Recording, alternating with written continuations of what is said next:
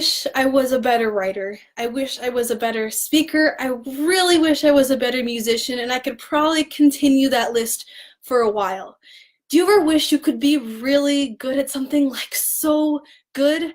Then we understand each other.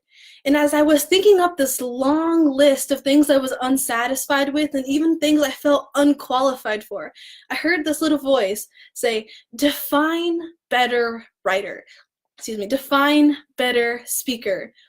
Define better. And it stopped me in my tracks, and I had to honestly think about it and be like, wow, because I realized that the only way I could define better was either to look at my personal best or compare myself to someone who was actually better. So in reality, I'm not thinking, I wish I could be better at this, I wish I could be better at that. I was actually thinking, I wish I could do this like so-and-so can. And if you get what I'm saying, then that's why we feel unsatisfied when, like, we try and we try, and it doesn't come the way we want, it doesn't come fast enough, it doesn't come in the shape or form, whatever, but and then we feel unqualified for it because we look at somebody else who seems qualified, and it just gets worse, and we just keep getting more discouraged. And then of course there are going to be people who are better at things than us, but I'd like to bet that they are dealing with insecurities just like you are.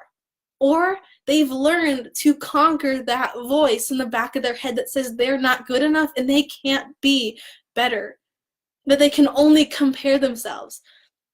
And they just see and they just feel discouraged. But you must see and realize that you have your own strengths, you have your own gifts, you have your own talents, that nobody can do things like you can, that nobody sees things the exact same way you see them, that you have your own smile, you have your own laugh, you have your own stories and experiences that no one can plagiarize, you have your own dreams and your own vision, that you can't compare any of that to anybody else. Now let me make this clear that this isn't like a "you're special" message.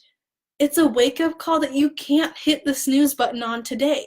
And understand that yes, there's nothing wrong with working hard, but working hard to compete and to compare is going to leave you empty and depressed.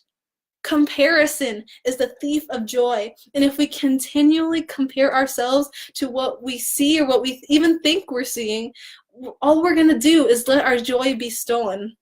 And I'll end with this story real quick. I was looking at my dad's driver's license the other day, and I noticed his weight was only 20 pounds above mine. I had to do a double take. I was like, wait, what?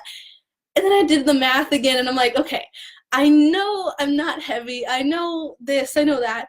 But what's with the numbers? So I asked him about it, and he's like, he admitted he hadn't changed it in a while. So don't compare yourself to what you're seeing or what you think you're seeing. Stop trying to fit in invisible molds because you've already broken that.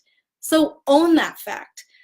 I'm Grace Plata, and I'm here to equip, empower, and encourage you to help you live your best life. Thank you so much for listening to this message, and please share with 3 of your friends, and I will see you next week.